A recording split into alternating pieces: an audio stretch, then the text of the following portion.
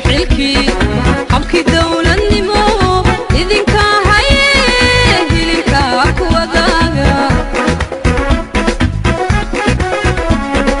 دشوي هراتو هرمض ممغنيه دشوي هراتو هرمض ممغنيه أحر صددتكي أنهر مرقانو أقون سقها ليلي كل ميو كل ميو وانذن هيبيني عينانك هو عينانك هاي سقوني واتاغيرو عر يبيله وحا جاليدا سوماليلاند ودنka ingiriiska taageerayaasha xisbiga kulmiye iyo xisbiga kulmiye ayaa xafladan soo qaban qaabiyay ka soo shaqeeyay taageerana waxay halkan uga dirayaanay oo nuxurkeedu yahay xukuumadda Somaliland Ahmed Maxamed Maxamuud Siilaanyo sii xoojinta iyo ilaalinta taageerida midnimada iyo wadajirka xisbiga talada haya ee kulmiye iyo shirweynihiisa golaha dhexe ee maalinta salaasaad ee 10ka bisha loo qoondeeyay inuu ka furmo caasimadda magaalada Hargeysa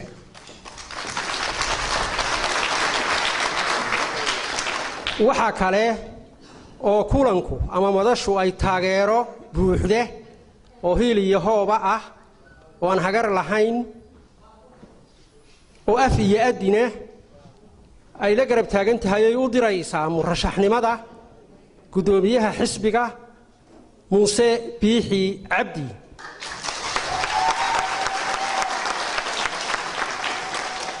oo jaaliyadu ay u rajaynayso inuu ku guuleysto jagadaasi murashaxa madaxweynenimo waxaan ku soo dhaweynayaa mikrofoonkan u yeerayaa Cabdilqaadir Maxamuud Goodcadde oo kamid ah mas'uuliyiinta xisbiga kulmiye بسم الله الرحمن الرحيم والصلاة والسلام على رسول الله حبناهن سوق من قبيل شركن جاليدة تاجرياش حسبك دمان وحن نقول سلام يا سلامة الإسلام السلام عليكم ورحمة الله وبركاته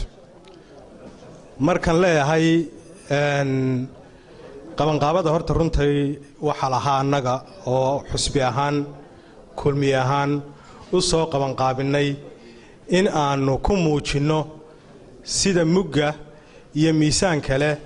ee shirka golaha dhexe ee xisbiga kulmiye uu u socdo una nidaamsan yahay inaanu ku muujino inaanu taageero ku siino inaanu ku garab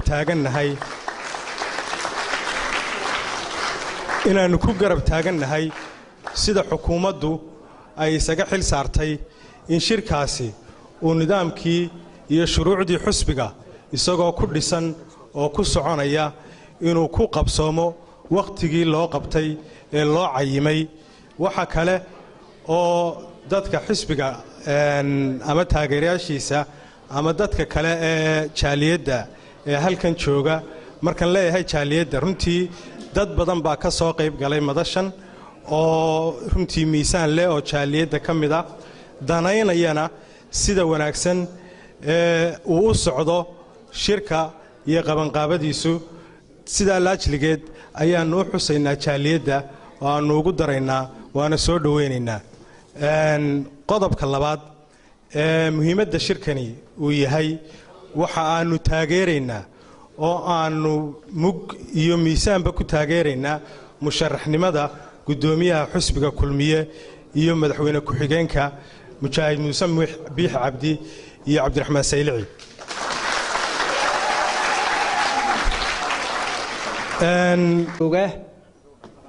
salaadiintii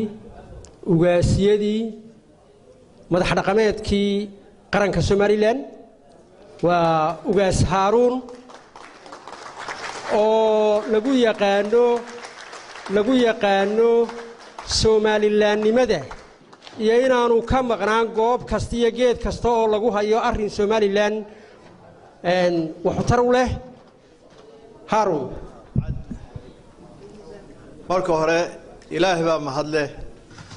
xafladna caawa inagoo caafimaad qabnay isku keenay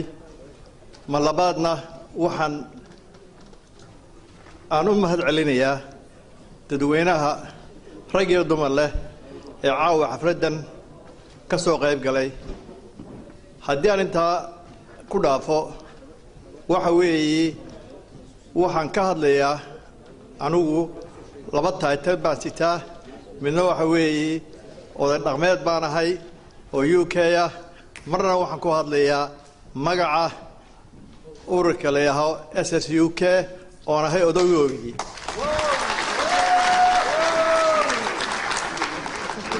marka anaga haddaan ragga muxuu ahaa haddaan ku horeeyo salaadiinta iyo garaadada iyo ugaasyada guddigooda waxaan leeyahay waxaan farayaa waxaad tihiin kariirad baad tihiin waxaan marayaa kariirada la garanaya baan filayaa kariirada waxa weeye gawaadhidii hore markii ay Soomaaliland raaci jiray gaadhigu markuu meel sare fuulo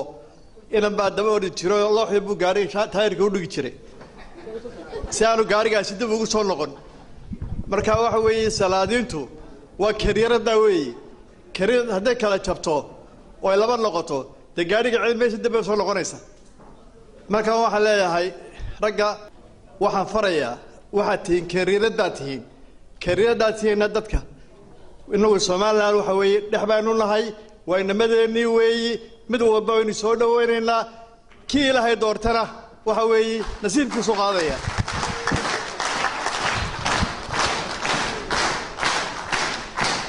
waxaan aad iyo aad ugu hambalyeeynaya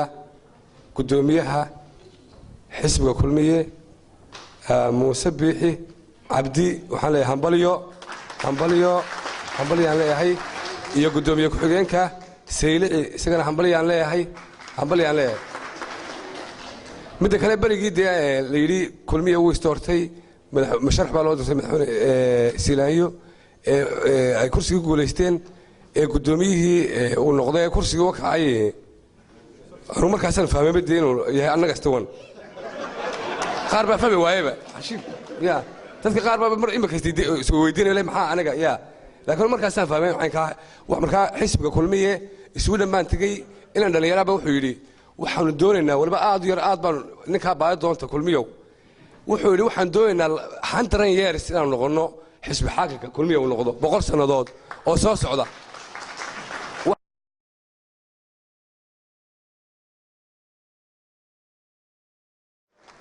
aan ku noqdo doorkii iyo kaalintii taageerada iyo odayaasha waliba waxaan u yeeri doonaa aadan cajab oo kamida odayaasha jaaliyada Somaliland ee wadankan Ingiriiska marka hore waxaan salaan aad u qaaliya gaarsiinaya madaxweynaha iyo madaxweyne ku-xigeenka Jamhuuriyadda Ardi Soomaal Jamhuuriyadda Ardi Soomaal waxa weeye waa tii magaca ku magac baxnay ee nucaanka ku ahayn magacana imika lama bixin magacayga aan isku kin sheegay cajab baa la yidhaa aad baan ay dhigaysay wixii la yidhina oran maayo lamana oranin wixii kulmiye iyo Axmed Maxamuud Siiraanyo wixii ugu qaalisanaa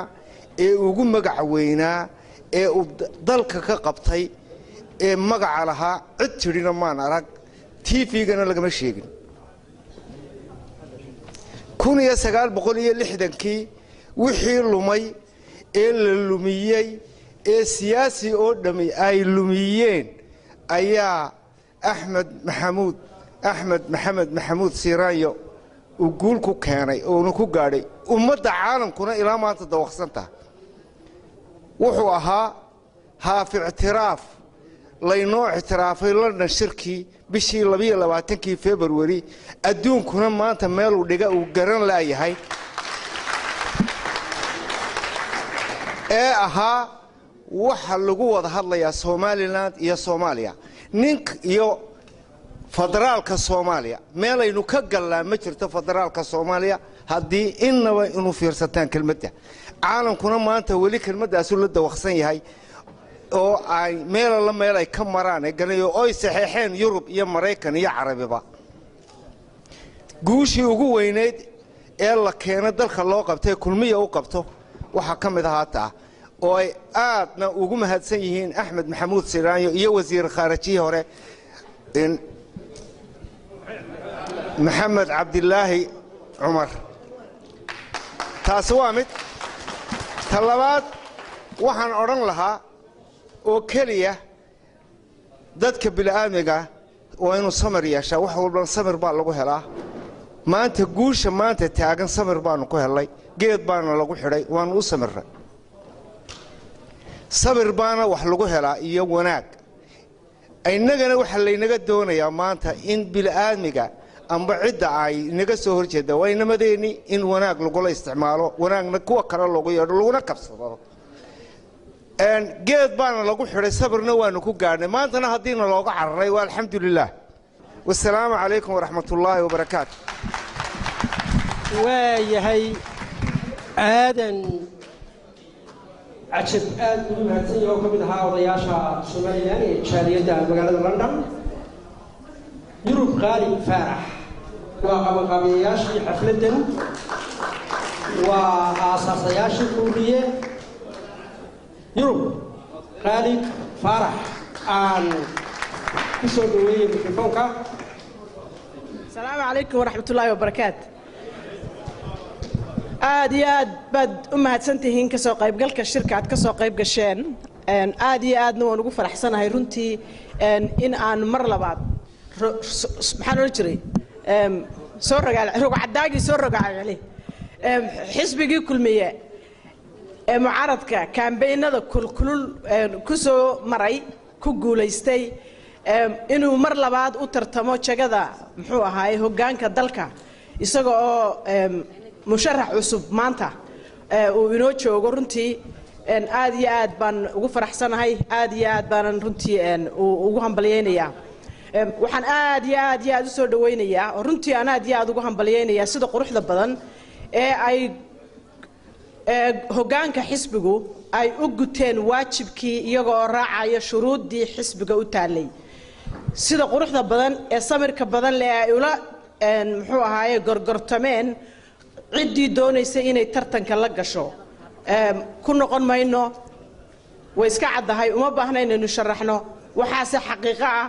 tii ugu dambaysay ee guddidii uu madaxweynuhu magacaabay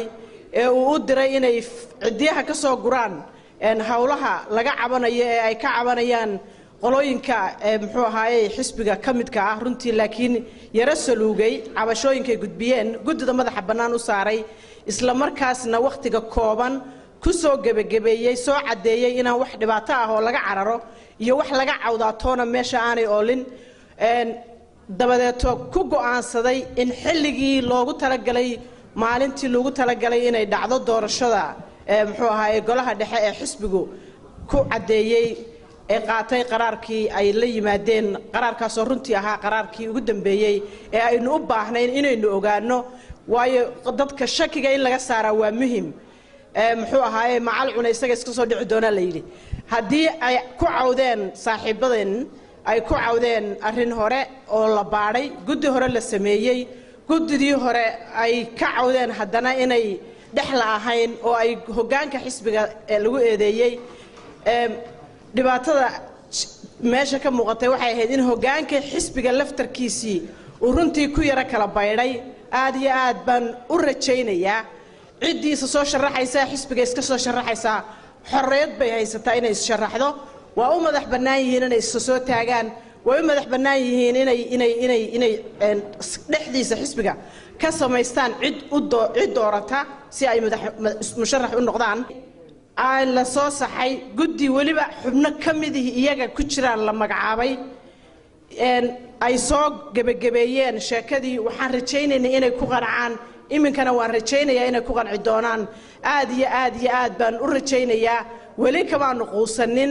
inta kalena kama nuquusan xisbigani maaha markii ugu horeysay ee uu golash samaysto muxuu ahaayay shirkan oo kale ee golaha dhexe sameeyo dhowr jeer oo horu soo maray qubtan iyo qacdan way iska dhacdaa waase laga soo baxaa waa ta dulqaadka iyo horumarka gaarsiisay kulmiye waa ta ilbaxnimada tustay ee maanta Soomaaliland iyadoo xisbiye mucaaradi ka jiraan aan xisbiga kulmiye mooyaane cid wax kale laga sheekeynaya jirin wuxuu noqday hoggaanka siyaasadda hufan leh ee ka jira Soomaaliland ee ay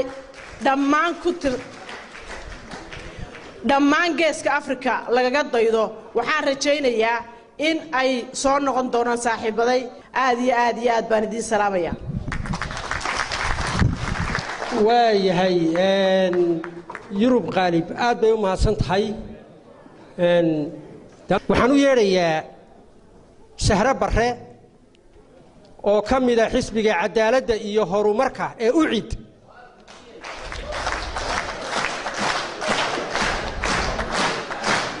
oo aan aad iyo aad ugu faraxsanahay in axsaabtii kale ee siyaasadda ee qaranka ee Soomaaliland ay caawa madashan taageero joogaan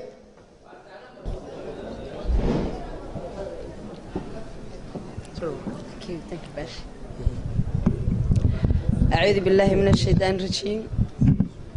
بسم الله الرحمن الرحيم والصلاة والسلام على رسول الله marka hore waxaan salaamayaa marti sharafta marwooyinka cuqaasha iyo salaadiinta leh od ku mahadsantiin horta sida wanaagsan ee noogu soo casuunteen aniga ku hadlaya sida inaan kuba sheegay xisbiga cadaaladda iyo daryeelka UCID waxaan soo kacay mahadnaq in horta idin mahadnaqno sida casuumadda noogu fidiseen in idin soo ajiibna anaguna kulay waxaan filayaa inaan maanta Soomaaliland mucaarid iyo muxaafidba horumarkeeda iyo ammaankeedu qof walba oo muwaadinaba uu mas'uuliyad ka saaran tahay hadal badan igama furnaaniga halka waxaan ka salaamayaa madaxweynaha iyo marwadiisa iyo dhammaan reer kulmiye oo dhan oo wada salaamaya anu fariintan halkan ka diray waxa weeyaan haddaan nahay xisbiyadii la tartami lahaa xisbiga muxaafidka hadduu baaboo qurux ma laha waa saddex dhadhaare dherigu saaran yahay mana filayn intan ku baabaayo actually waxaanu doonaynay anagu haddaan nahay UCID ma rabno inay doorashadu dib u dhacdo madaxweynaha marka la leeyahay dib ha u dhiga shirka wax soconaya maaha because jiidan ku jiida waa gacmadaalis haddii tan dib loo dhigo hadhowna way ka caban doonaan oo aanu caban doonaa marka la dhaahdo tii kalena dib u dhacaysaa waxaan rajaynaynaa in khayr idinku dhamaato sidii khayrka ku jirana ilaahay noo yeelo leesna wada caafiyeed waanad mahadsantiin haddana hadalkiin ku dheeray Sahra Barre aad bay u mahadsan tahay oo bismillaahir rahmaanir rahiim اللهم صل على سيدنا نبينا مولانا محمد waxaan halkani mahad uga celinayaa marka hore ilaahay mahad labaadna waxaan u celinayaa rag dadka sharafta badan ee marwooyin iyo mudanayaal leh ee xafladan quruxda badan ee lagu taageerayo madaxweynaha mustaqbalka soo socda iyo madaxweyne ku xigeenka Muuse Biixi Cabdi iyo Cabdiraxmaan Saylici soo qaban qaabiyay in caawa isugu nimidnay iyagana mahad baan u celinayaa shacabka iyo marwooyin iyo mudanayaalka ka soo qayb galayna mahad gaar ah iyaan u celinayaa horta hadalku dawuu iska badnaanaya intii badnaydna waa la yiri anigu badini maayo waxa weeye waxa kaloon mahad u celinayaa madaxweynaha جمهورية الصوماليين محمد سيرانيو تاسو نقوم هذا علينا يو مركي رجي ما ركتيو ماذا حصل صاري أي دمعين إن أي سياسة دي سي يو وعقبت كيسي بأي قلاق الجليان سيدا شرف تلي إيجي سينما دلي أو كيالي أو قرن ماذا الصوماليين iyo madaxnimadiisa iyo shacabka Soomaaliyeed baa uu badbaadiyay iyaan mahad ugu celinay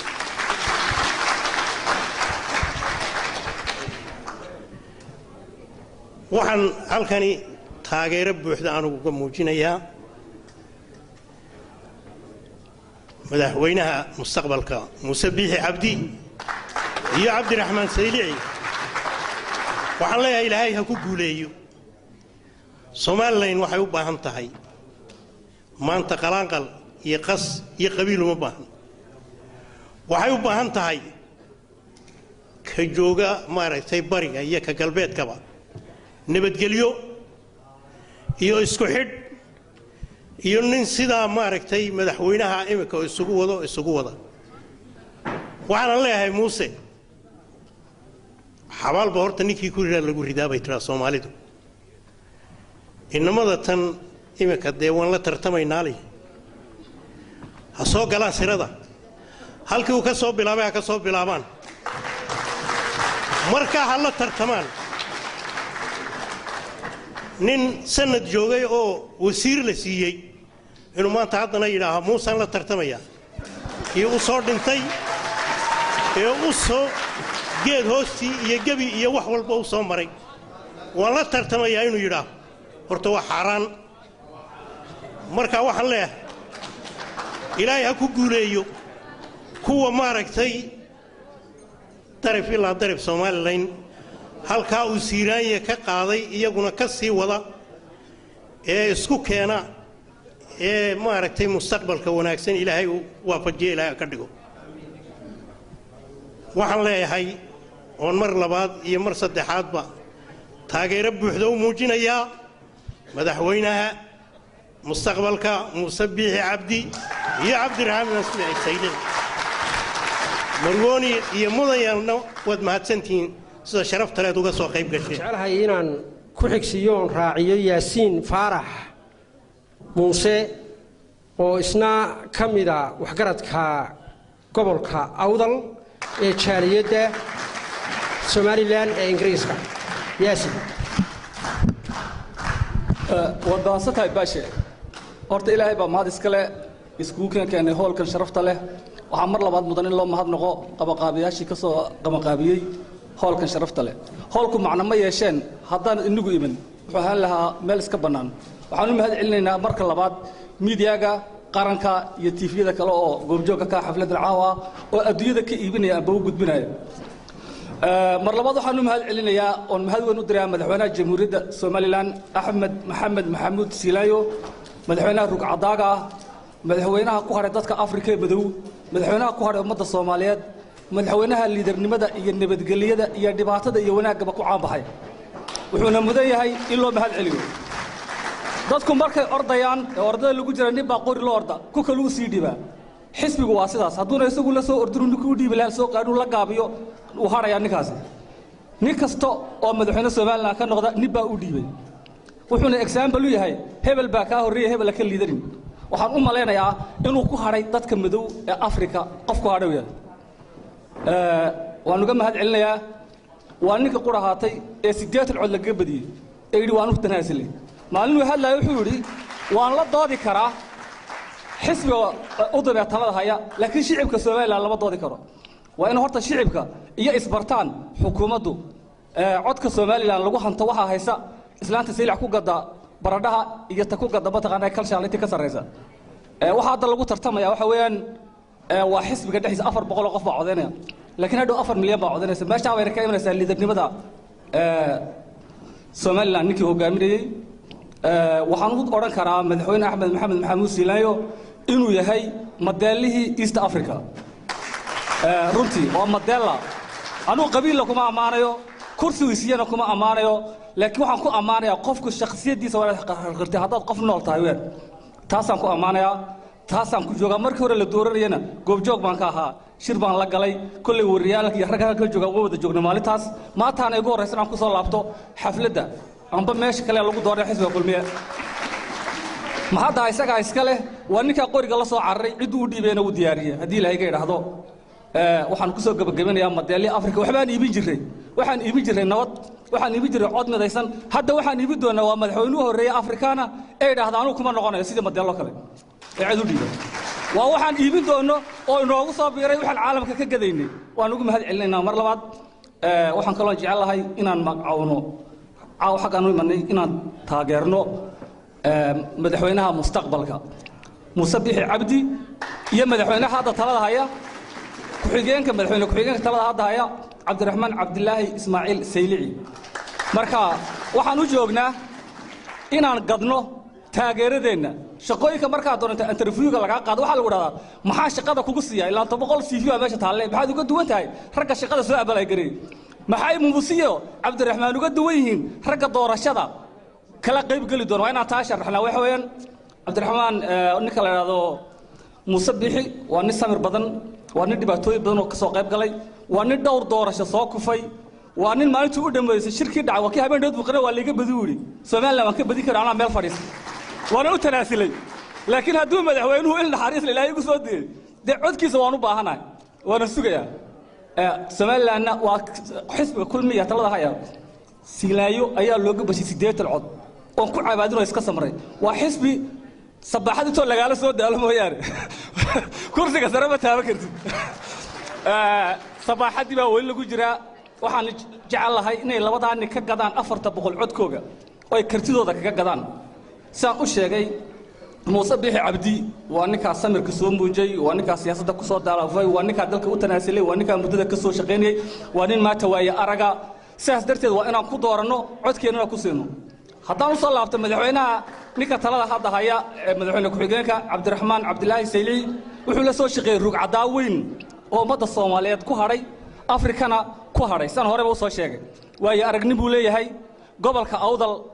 waxa ka dhacay intuu joogay 3 shuro waaweyn oo shirbeelaada hortii ka bay dhicin waxa tagay ogaaska beelaha wuxuu maray jigjiga ilaa loo yacado ilaa loohay soo maray isagoo si nabad ku soo maray hadina dawladda jirin dariiqa mu mareen waxa kale soo xirooday oo nasiibkiisa ku soo xirooday professor waaweyn oo Soomaaliland awal ka weynaa ayaa maal ilaahay ku soo alhaameeyay Soomaaliland la shaqeeyaan intuu joogay gobolka Awdal ku soo xiroodeen taariikh weyn oo ku soo kordhinay weyn waana nasiibkiisa intuu jagada madaxweynimada hayo ku-xigeenka marka laga fiiriyo xagga dhaqanka waxa gobolada Awdal ka qayb galay oo ay beelo isku tageen shir ballaaran oo ka dhacay dooxada la yiraahdo gab iyadoo ay dawladdu ka madax banaan oo looga sheekeysanayo danaha reerka dariska si looga dhaqmi lahaa dawladda si looga shaqeyn lahaa waxayna ku suurta gashay madaxweyne ku-xigeenka falligiisa iyo fadliga Ilaahay iyo isagoo u daacada dalka iyo dadkaba qodobka koowaad wuxuu la soo shaqeeyay rug cadaa khibrad dheer buu leeyahay siyaasadda Soomaaliland naxariis badan baa kaga jirta kal shaalu ka soo helay madaxweyne ku-xigeen isagoo maanta meeshuu joogin wuxuu ku helay awoodiisa kalgacalkiisa iyo qadarka Ilaahay wax lagu noqdaa waxaan jecelahay inuu kartidiisa ku guuleysan doono mar labaad 25 iskuul aanu qaar lacagtooda bixin jira oo aan anagu gacanta ka bixin jiray maanta waxa bixisay xukuumadda Soomaaliland mishaarkooda wasaaradda tacliinta waxbarashada Soomaaliland baa bixisay waa nasiibkiisu wuxuu la waday qofna nasiib wax lagu noqdaa sidaas darteed waa in la doorto waa in ay la daba joogsado dabadeedna waa markay xisbiga ku soo guuleystaan de kadartii weyneed baa hadhay iyagana waa hadhay anaguna la koraynaa moogta ilaa taageerayaashii waa anaga soo taagnay waqtigoo yaraawgii waxaan u mahad celinayaa rabbiga weyna waaxidkaas ku keenay Soomaaliland ha noolaato madaxweynaha jamhuuriyadda Soomaaliland ha noolaado ilaahayna naguma keen wax tafaraaruqa iyo talaxuma oo xisbigeena iyo wadankeena wuxuu dhima kulli nabad daawaan ku noolahay nabadda Soomaaliland nid damdam yiraahdi waxa ku bixina haddaan la hadlo wasiiradii meesha iska casilay oo saaxiibadeen ahaa kulli waxa isku casileen reer baa la isla shiray reer waligood baa isla shiri jireen madaxweynuhu la shiri jiray waxaan jeclahay war madaxweynuhu isaga aynu soo doortay dadkuna waa isla shiraan anaa la shiro qabiil kula shir halka iiska markii doorashada la sameeyay haddaad waligeena damaar anu wasiir isku casila shaqo xumi iyo madaxweynuhu la shaqeeyay ma qeyn reer shiray waxay ka fiiraan baa ka shiray reer isku casila ma arag markaan waxaan leenahay dalku uu nool yahay Soomaaliland way jiri doontaa doorashada waa loo soo xarbi doonaa khibrad baad leedihiin arqalad akula kicina dalka odagii shalay waxay naga la shaqeynaysan la shaqeeya nabadgelyadana qayb ka ahaada wana nin mahad celinayaa Maxamed Baaruud aad maasan tahay assalaamu calaykum waraxmatullaahi wabarakaatuh yaasiin faarax muuse aad buu mahadsan yahay oo ka mid ah waxgaradka gobolka Awdal iyo jaaliyadda Soomaaliland ee wadankani Ingiriiska magaalada London waxaan u yeeri doonaa Maxamed BBC oo ka mid ah jaaliyadda magaalada Bristol waa garabka dhallinyarada ee xisbiga kulmiye kolkii horena gudoomiye ku-xigeenkeeda iyo xilalkeyga wax ka hayay haatanna waa dhallinyarada cuslaatay ee rugcadaagiisa rogaal celi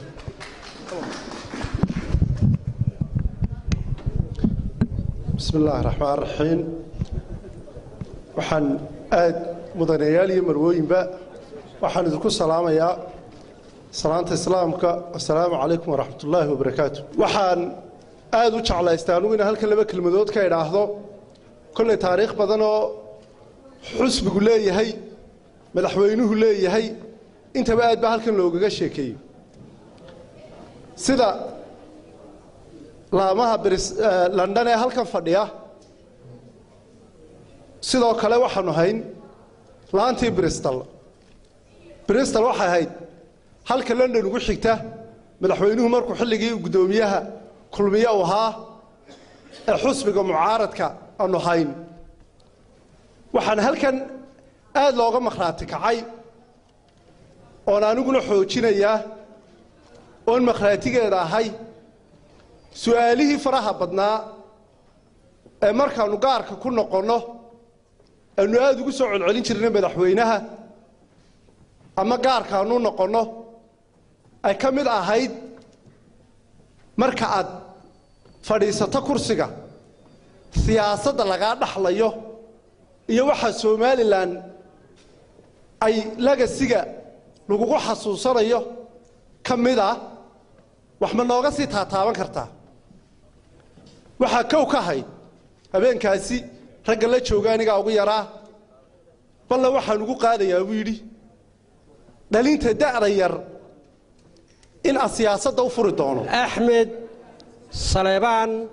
maxamuud oo maadhiin loo yaqaano waa dhallinyaradii dardaraha qabay maalintay kulushahay maalinta nafta lagu ridayo waa raggii dardaraha qabay waa dhallinyaradii aan ka bixi jirin safka hore goobihii nafurka ee ururkii dhaqdhaqaaqa waddaniga soomaaliyeed ee snm maadhin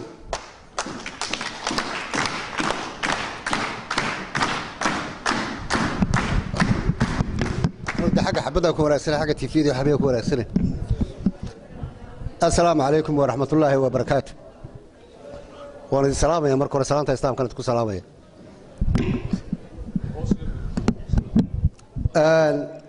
waxaan maqlaynaa salaantii waa maqlayseen salaanta islaam kana ku salaamay salaanka bacdi waxaan aad u salaamayaa dadkii halkan soo bilay ee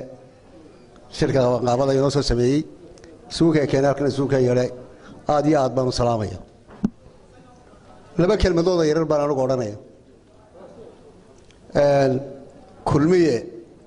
horta halku ka guulaystay waxa ay London waxaan rajaynayaa madaxweynaha fayuujarka sidii aynu uga shaqaynay madaxweynihii hore inaynu la shaqayno haddii ilaahay idanka ka dhigo 10ka bisha wixii ka dambeeya haddii ilaahay idanka ka dhigo qodobka labaad madaxweynaha Somaliland mujaahid Axmed Maxamuud Aadan loogu naanayso Silaayo waxaan u malaynayaa Silaayo inamadiisa wuu eegay markuu eegay wuxuu ka tegayaa dal iyo dad ninka reerka u weyn markuu reerkiisa ka tegayo wuxuu eegaa inamadiisa warta reerkiyaad kaga tagtaa inamadiisa wuu la dardaarmaa wuxuu yidhahdaa haddaan caawa baxo hebelow reerka adaa kugu oga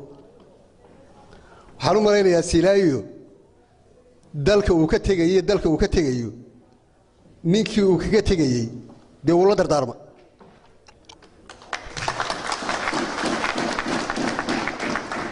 inaguna dardaarankaa waxaynu ka qaadanaynaa ninkaa uu la dardaarmay Axmed Maxamuud Aadan inaynu la shaqayno oo waa kuma waa mujaahid Muuse Bixi Cabdi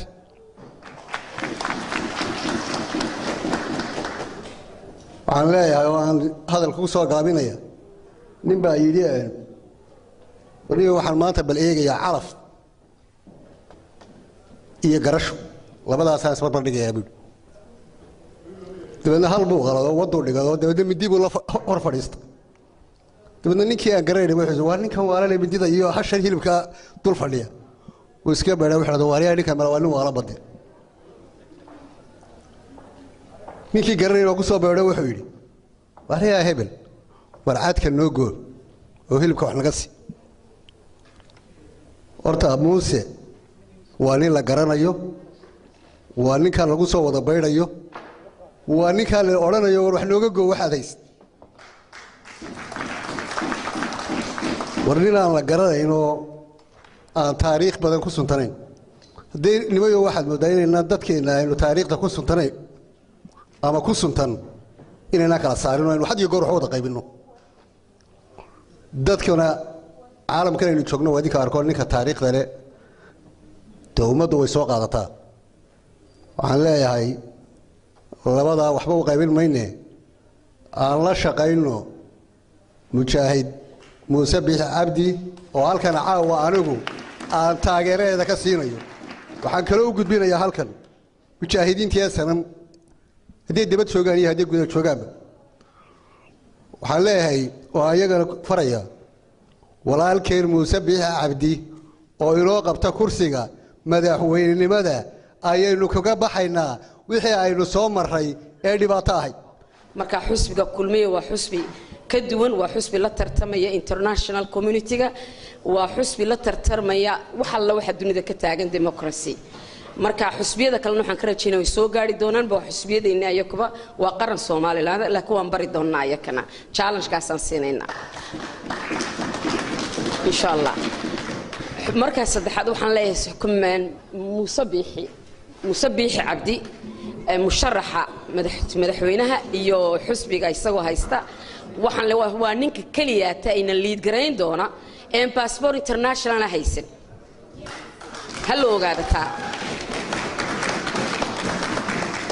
waxaan ka rajaynaynaa nin aan passport international haysan dhaxal xoog wuxuu uga qaba rajo badan wadankiisa oo meel uga socdo kale ma jirto bade aniga ilamaha British passport sita oo laba kale passport dabada ku sita ila mid maaha aydinkana ila mid maaha oo maanta xagan jooga platformka wuu ka duwan yahay marka soldier ba kelmadda ku soo noqotay God bless the nation ilaahay naxariisa siiyo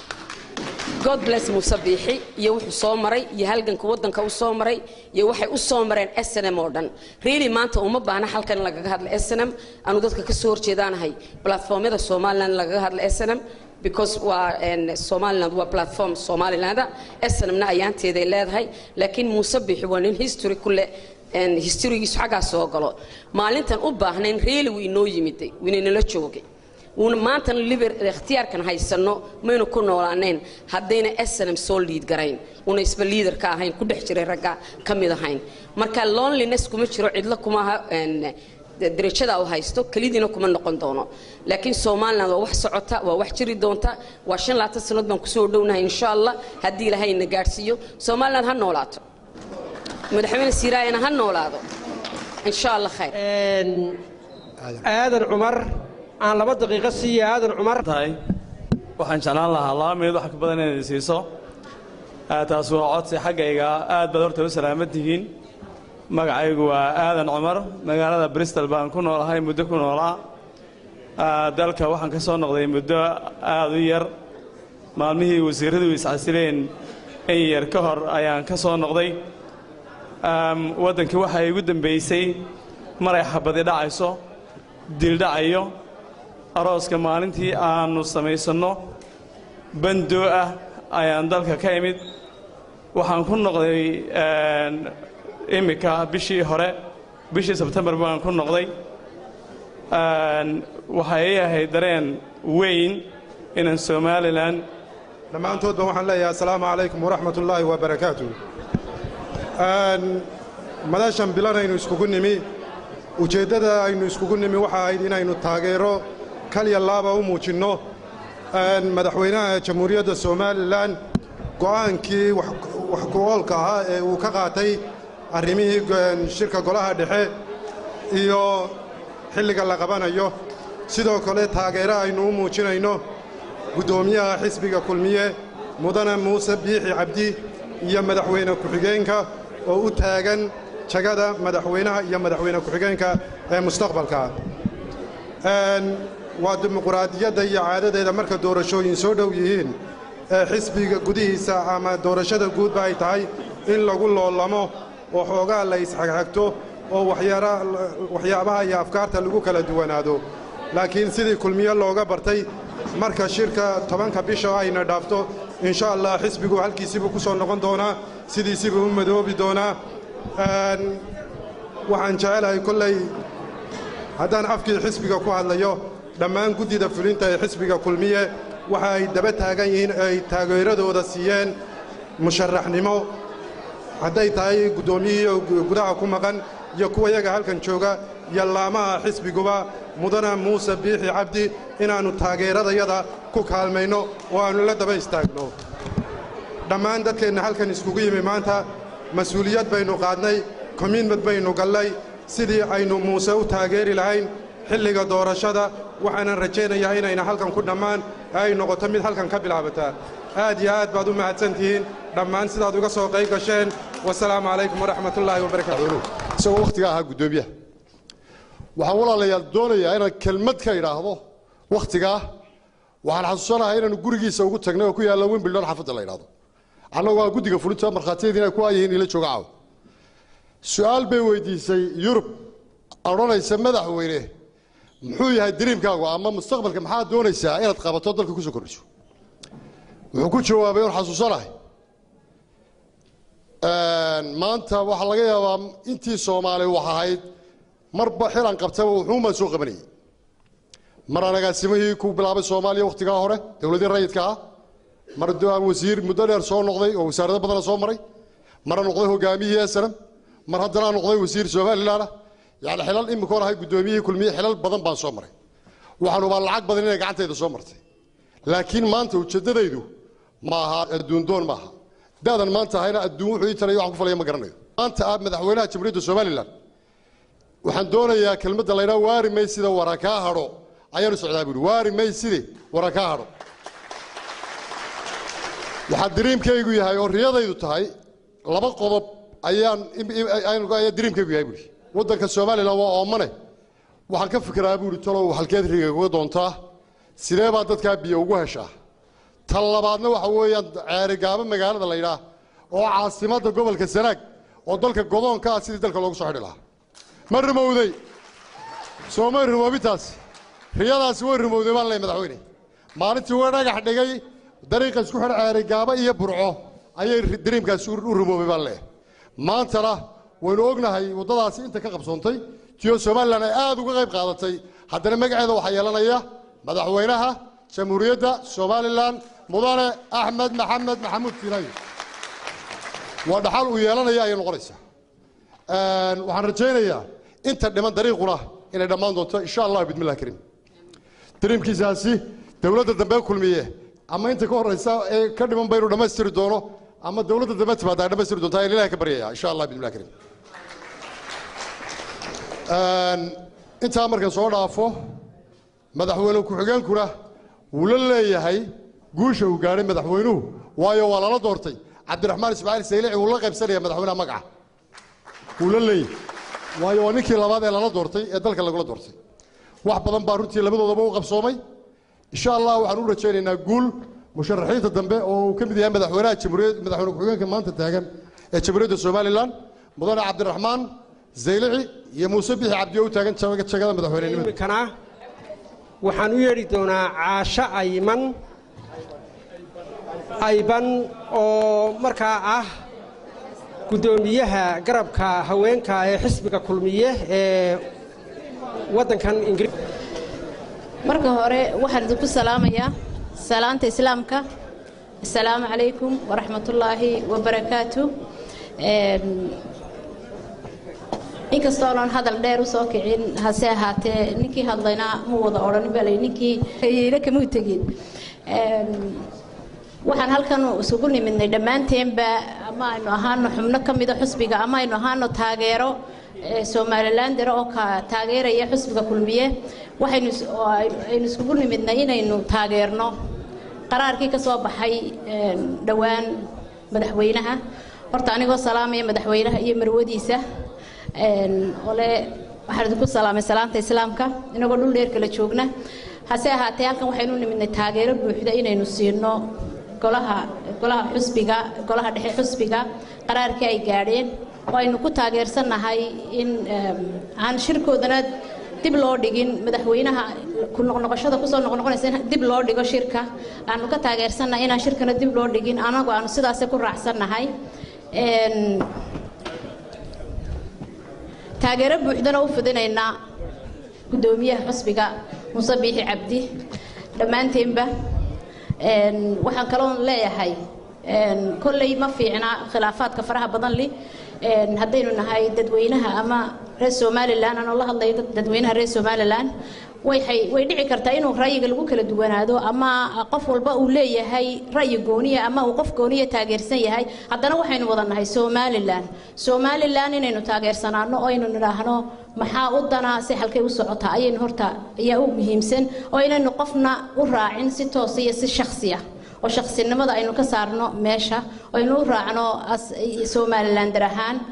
ra'yigana waa lagu kala duwanaan karaa khilaafna aynu iska ilaalino dhexdeena ayaan horta ku buurinaya dadweyne shacabweynaheena reer Somaliland ayaan ku buurinaya waanu ku taageersanahay golaha dhexe iyo madaxweynaha go'aanka ka soo baxay ayaan taageero buuxda ku siinay waxaan u yeerayaa Cabdi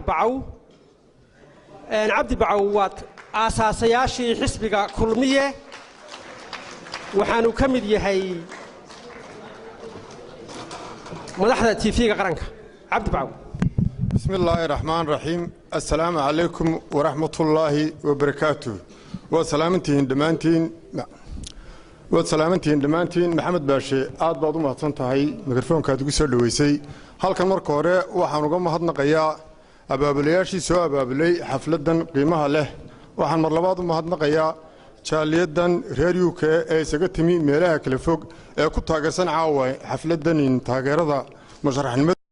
Muuse Biixi Cabdi iyo gudoomiye ku-xigeenka Cabdiraxmaan Maxamed Seelici halkan caawan yaro taariikh ban ka waramaya nimanka la yiraahdo Muuse Biixi iyo Maxamed Kaahin iyo dadka waxay ka mudan yihiin meelu sheegaya waa 30 jiradii ka adkaaday 70 jirada 30 jir bay ahayn markay imaadeen sanam guushan aynu haynayno maanta ku taameeno iyaga keenay taan anigu maanta ku taageeraya waa taa inta xilay waxaan idin sheegayaa inta xilay uu hayay Muuse Biixi iyo Maxamed Kaahin iyo Inamire iyo Dhagaweyne iyo nimankii laha 30 jirka markay ahaayeen waxay hayeen xilkii ciidamada ay ku hogaaminayeen waxay hayeen xilkii security-ga waxay hayeen xilkii qaadhanka lagu gurinayay ciidanka waxay hayeen xilkii la isugu hayay ciidanka jabhadda meesha jooga waxay hayeen xilkii dawladda Itoobiya iyo SNM lagu hayay inama yar bay ahaayeen oo dhalinyaro ah ninba waxa laga hayaa intaan goor habeenimo masku jiray goore garan maysid adigu waxaan caawaan ku taageerayaa aan ku taageersanahay kama margado kama baydhbaydo wadankan dib bay u soo mareen inaynu ku ixtiraanaaba waajiba inamadii dambarkeeda dhamay waxay halkan kaga qudbadeeyeen mujaahidku teetal maaha mujaahidka teetalka weyn ma jiro oo wadanka lagu qaataa waxa weeye dawladnimada ka waramaya dawladnimadu waa miisaan weyn oo culus cid wax yeeli kartaa ma jirto waxay leedahay lagu hangaraaro oo kale hangaraaro hadii laga jaro 14 din miyuu waxba noqdaa inta kale ku socdaa inta imika ku hadhay hadii iska casho ay ka tagto dawladdu waxba u noqon mayso qaar kalun baa halkoodii soo buuxinaya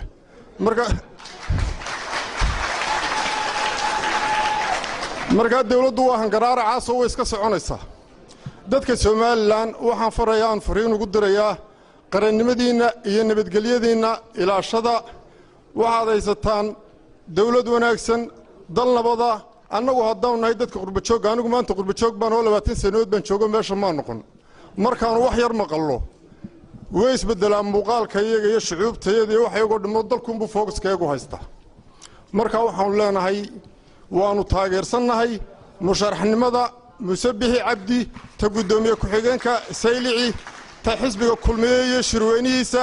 ninkii ka maqnaadaa wuxuu ka dhigan yahay shir nin ka duday hawl yara ah waanuu qabsoomayaa sharku wasalaamu calaykum waraxmatullaahi wabarakaatu